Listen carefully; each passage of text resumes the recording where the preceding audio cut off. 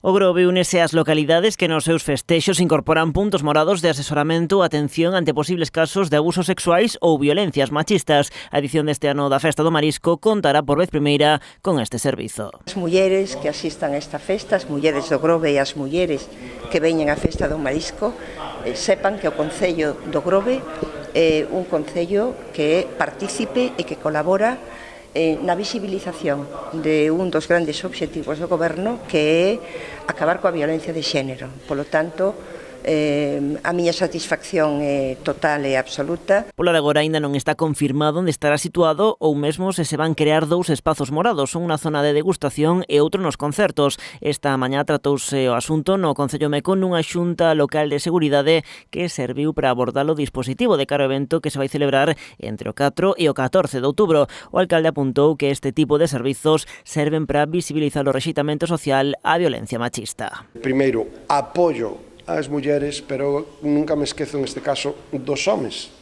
É dicir, eu creo que é moitísimo máis importante dicirlle a un home que no es no, que ademais de darlle á muller a información necesaria por se en algún momento se atopara en dificultad, que ten as forzas de seguridade ao seu lado, que ten uns puntos de información e que isto vai estar coordinado para a máxima a resposta máis rápida posible. Nesta 55ª edición da Festa do Marisco van colaborar 18 patrullas dos corpos e forzas de seguridade do Estado. Este ano, ademais, volveránse instalar barreiras de formigón na contorna das carpas do Marisco como medida preventiva. É necesaria e a seguridade é un dos máximos obxectivos. Algún experto unha vez de turismo nos decía que o turismo é ocio e seguridade.